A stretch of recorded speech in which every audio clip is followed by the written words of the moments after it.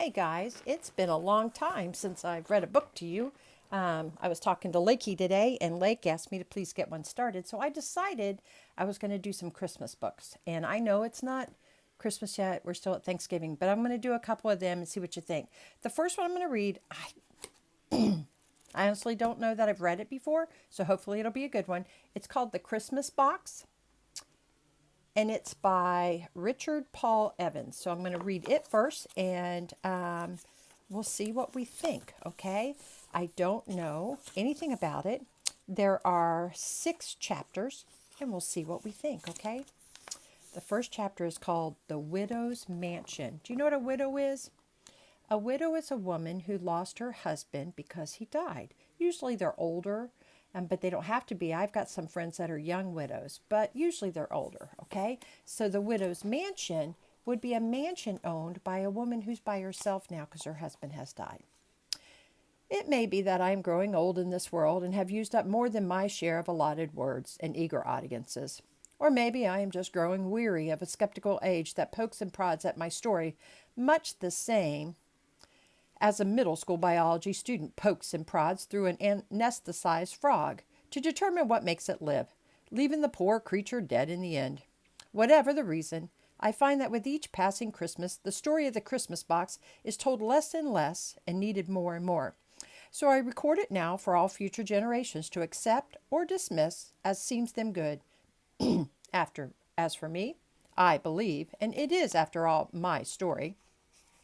My romantic friends, those who believe in Santa Claus in particular, have speculated that the ornamented brown Christmas box was fashioned by St. Nick's himself from the trunk of the very first Christmas tree, brought in from the cold December snows so many seasons ago.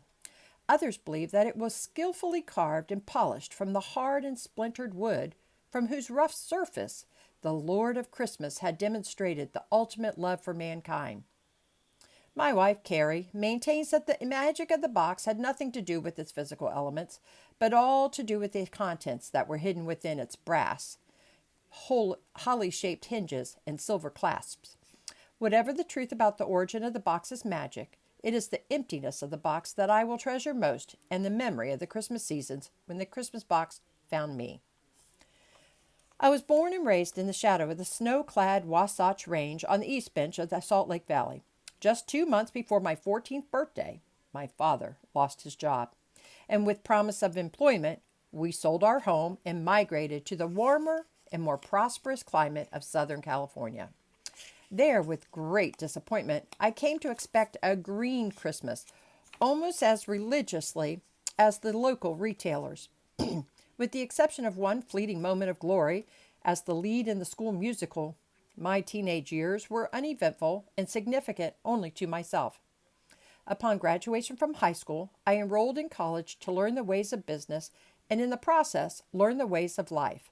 Met, courted, and married a fully matriculated, brown-eyed design student named Carrie, who not 15 months from the ceremony gave birth to a 7-pound, 2-ounce daughter whom we named Jenna.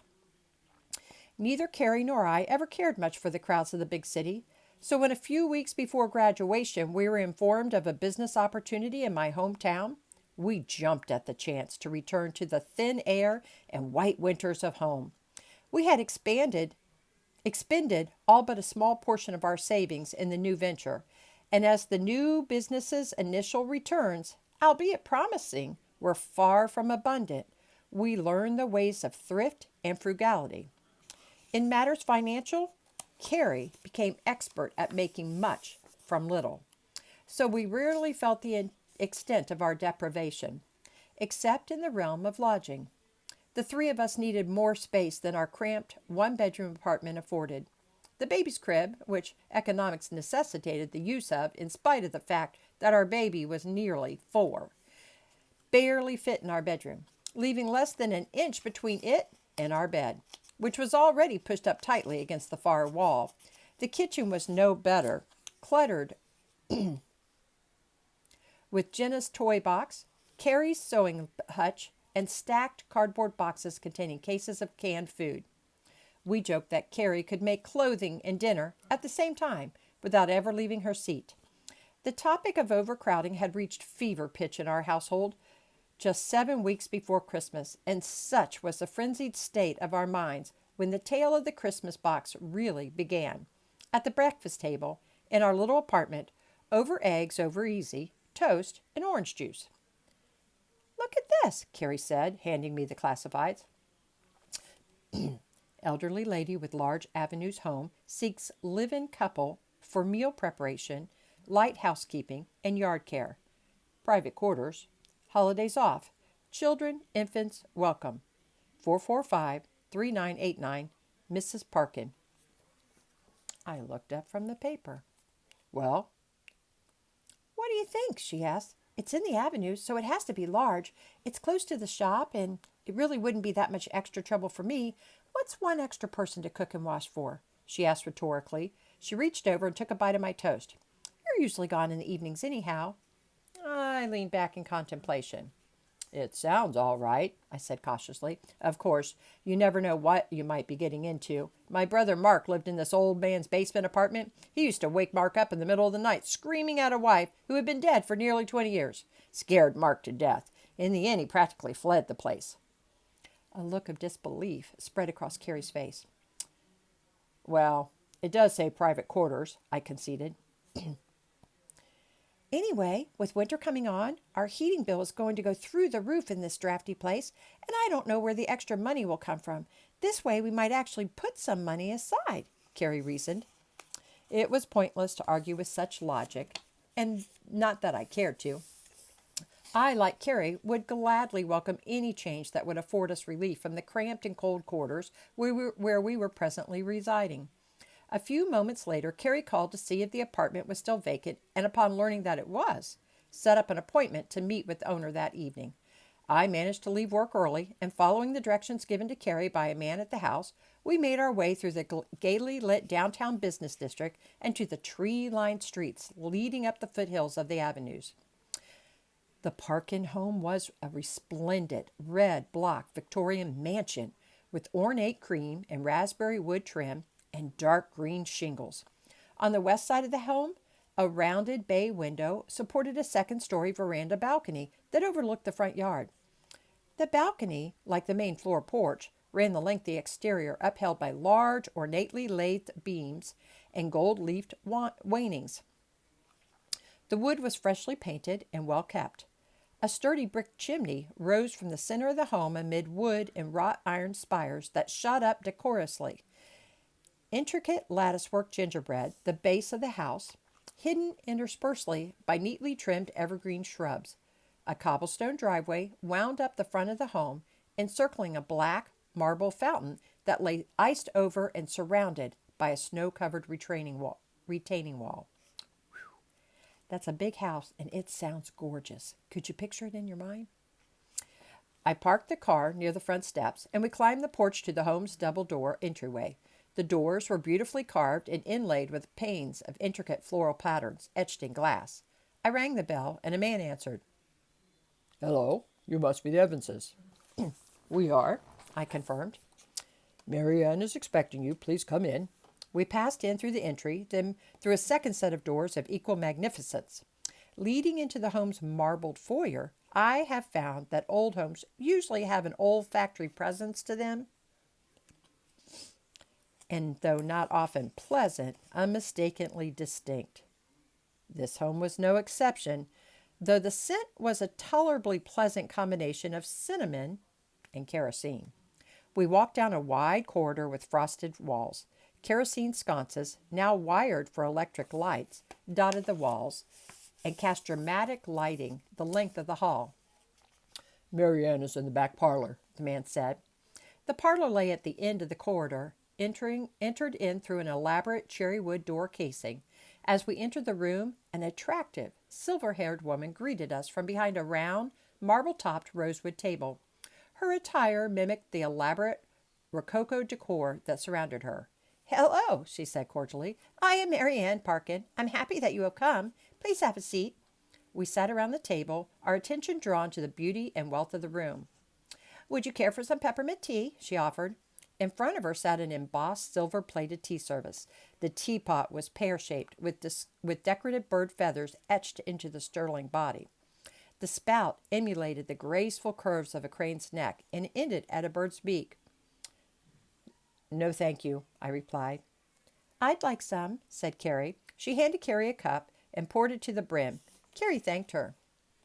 "Are you from the city?" the woman asked. I was born and raised here," I replied, "but we've just recently moved up from California."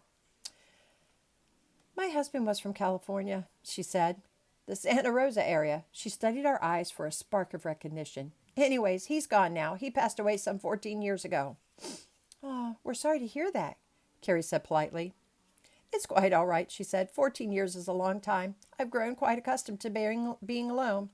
She sat down her cup and straightened herself up in the plush wingback chair. "Before we begin the interview, I would like to discuss the nature of the arrangement. There are a few items that you will find I am rather insistent about. I need someone to provide meals. You have a family. I assume you can cook." Carrie nodded. "I don't eat breakfast, but I expect brunch to be served at 11 and dinner at 6. My washing should be done twice a week, preferably Tuesday, and Friday. And the bedding should be washed at least once a week." "Do you guys change your sheets once a week?" "You are welcome to use the laundry facilities to do your own washing and any time you find convenient. As for the exterior," she said, looking at me, "the lawn needs to be cut once a week, except when there is snow, at which time the walks, driveway, and back porch need to be shoveled and salted as the climate dictates. The other landscaping and home maintenance I hire out and would not require your assistance.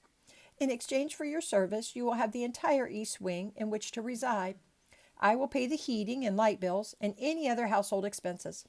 All that is required of you is attention to the matters we have discussed. If this arrangement sounds satisfactory to you, then we may proceed." We both nodded in agreement. "Good. Now, if you don't mind, I have a few questions I'd like to ask."